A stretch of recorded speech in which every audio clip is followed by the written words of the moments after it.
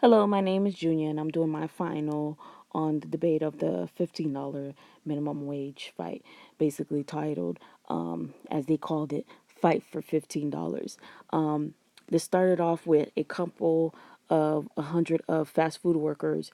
They went on strike in New York right after Thanksgiving in 2012. Um, they never they never thought it would spark an international movement, changing debate around income inequality. And their growing strikes and rallies to more than 200 cities in 35 countries on 6 continents. And now they are winning. Seattle and San Francisco passed laws raising wages to $15 over the next couple of years, and cities from New York to Los Angeles are pushing for higher wages too. But there's still a long way to go before every workers get $15 an hour and union fights. It's going to be a hard fight, but they know that they can do it, and they said they don't have any other choices. We're about to go look into how this relates to which theory that I have and what's going on and what can potentially happen as a result and what's my final take on it. This is a protest on the 2 year anniversary of the 15 fight for 15.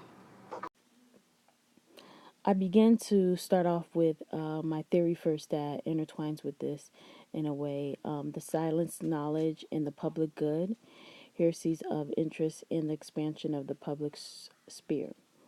Within the article, within the theory, it talks about how knowledge in the public sphere is less specific and therefore is seen as less accurate. To participate in public arguments, people need a sense of needs of the public and a vision of the public good. The partisan nature of the public discourse privileges an understanding of ideology over a mastery of specific knowledge. So, expert testimony and technical knowledge is often interrogated into public argument, but the focus of the argument remains on the implications of such knowledge for public policy. Theoretically, therefore, entrance into the public sphere is easy as long as one is able to speak for the many. We see that it says we argue that the parties in a dispute assert different interests as they claim issues in controversy. Some will assert as a personal interest, arguing that their right to speak to a controversy arises from silence for them as individuals. Others assert a technical interest, arguing that their status as trained experts gives them a right to speak. Others still assert a public interest, arguing that they speak for the good of the community as a whole. In most instances, of course, each claim has potential merit. Most controversial issues engage people at various levels, as a private citizen, as a professional expert, and as concerned citizens. At the same time, adjudicating among claims about silenced knowledge in the public good is difficult, as no standard of judgment operates across all three spheres. So we see that the fight for the $15, it states here that arguing to speak for the good of the community as a whole. Okay, we also see that it says in most instances, of course, each claim has a potential merit as a private citizen, as a professional expert, and also at the same time adjudicating among claims about silence. And the public good is difficult as no standard of judgment operates across all three spheres. So the fight for 15 relates to the one that others still assert a public interest. Okay, so they're fighting for the good of the community. They're coming out together. The protesters, when they started, that was what they were trying to do, the good for the community.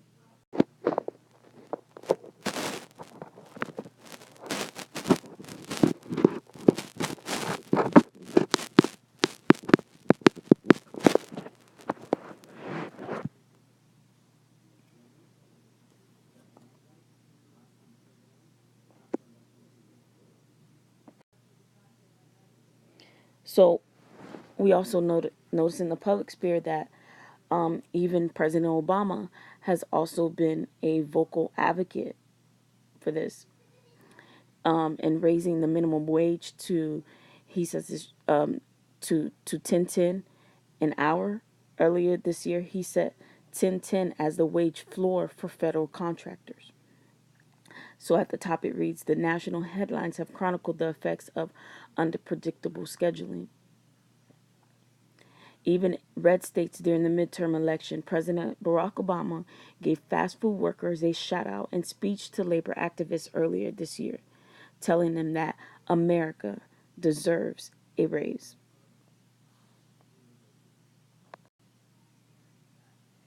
So how do McDonald's new chief executive said he was proud of the wages the fast food giant pays its employees on Thursday as thousands of McDonald's workers and union activists descends on the company headquarters near Chicago, hold the biggest ever protest against poverty wages. About 3,000 McDonald's employees from across the United States started chanting, "We work, we sweat, we put $15 in our check," as they marched towards the burger's giant headquarters, holding banners reading McDonald's $15 and union rights, not food stamps. So people start using their personal stories in order to gain more attention as to this fight for $15. You have Kendra Gallman, 25, from Minnesota.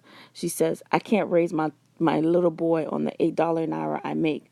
We are a two-person earning family, yet we still have to rely on government assistance." Another one says, "It's not fair that McDonald's executives are walking around their company headquarters in Armani shoes when I can't afford my shoes, any shoes. I want Versace heels." This is a bunch of protest signs. Once again, attached with "We work, we sweat, put $15 in our check, raise that wage, McDonald's billion hoarder." People now are celebrating because the raise to the minimum wage for fast food workers to $15 an hour in New York City will take place by the end of 2018 and in the rest of the state by 2021. So, what does that mean? Here's what a $15 an hour wage means for the fast food industry prices.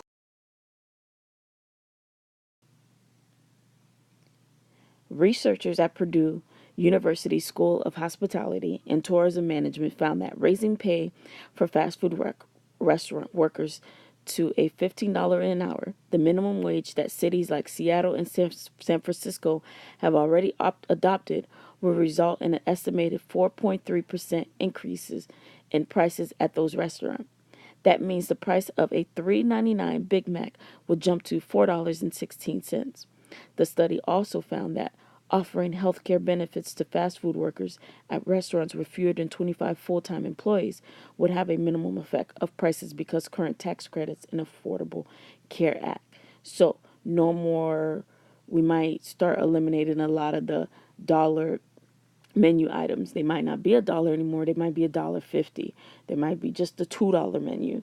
So different things can happen with this increase of fight for $15. Second, another view. It states that especially local increases of this magnitude would generate big incentives for employers to move across local borders, especially from central cities to suburbs. For instance, if Washington, D.C. raises its minimum to $15 an hour after it's already scheduled to raise to $11.50 in 2016, while Arlington, Virginia remains at $7.25.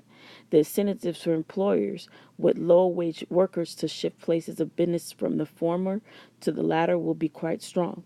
This wage increase might be the straw that breaks the camel's back for many D.C. businesses, who are now also faced with new hiring regulations, such as mandated paid leave and probations on criminal record checking and applications, or marijuana screening and perhaps credit check. So basically, we'll see an fluctuations and increase in cities where you'll have A lot of people trying to go to different cities in order just to get that wage.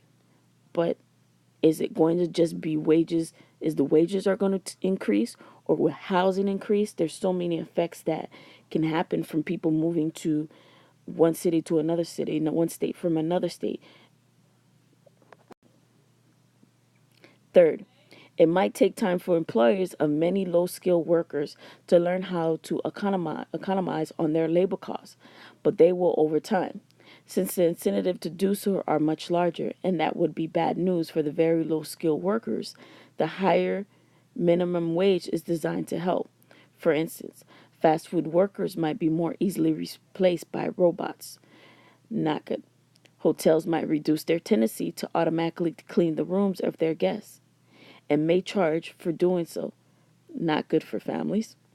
And the state of New York, fast food franchise will probably be replaced by other kinds of restaurant and food services.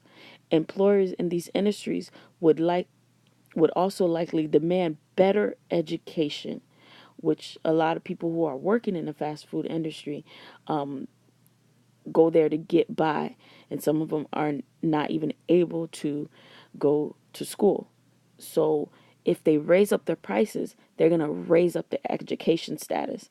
They're going to ask for more skills and more experience among those whom they hire.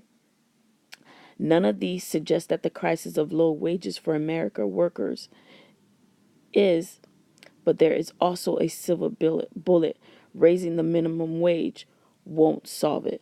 It's going to be a big problem just trying to raise the minimum wage, because it won't just stop at raising the minimum wage. It's going to be a cause and effect for people trying to get that wage. So that's a very, very big concern of mine. So, as I was saying, none of these suggest that the crisis of lower wages for the American workers isn't serious, but there is a silver bullet. It says that raising the minimum wage alone won't solve it. Our toolkit should contain a range of sensible approaches. Congress should pass a sensible and moderate federal increase in the minimum wage. We should also expand the earned income tax credits for childless adults, pay parental leave, funded by payroll taxes rather than mandates on employers, and education training efforts for workers with low skills to better prepare them for good paying jobs.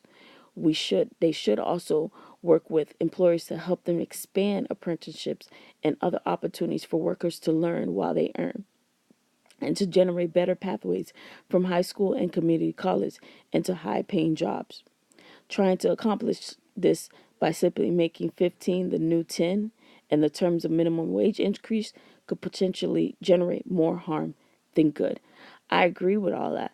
I think I think first may not be able to jump right to 15. There should be an increase constantly in the minimum wage. Maybe if every year increase the minimum wage, but it's not going to just be the minimum wage that's going to increase.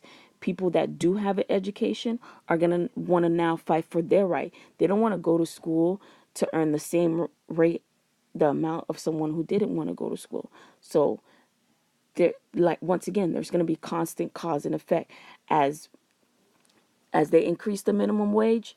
Rent, mortgages, everything else is going to increase. Food will increase because they're going to figure cause and effect, cause and effect. So there has to be some type of balance. Yes, they should raise minimum wage to a higher standing, but also everything else is going to have to be raised as well. So there should somehow be a middle ground, a middle level, so that everyone can get satisfied, so that people won't get replaced by robots, as we see that in this example. Here's the robots, the machines, doing away with cashiers. On the Federalist Papers.org, it says, you think you deserve $15 an hour? Meet your replacement. This could potentially be the next thing. If people are going to be demanding more, they're going to start using machines where it's not costing them per hour. So we have to find a middle ground. It can't just jump from $7.25 all the way to $15. There has to be a gradual effect in the increase. So some kind of middle ground. I agree to that happening, something reasonable where both parties are satisfied. Once again, this is for a final presentation. So these are just my thoughts, my ideas of what could possibly take place from different researches that I found. Thank you and have a good day.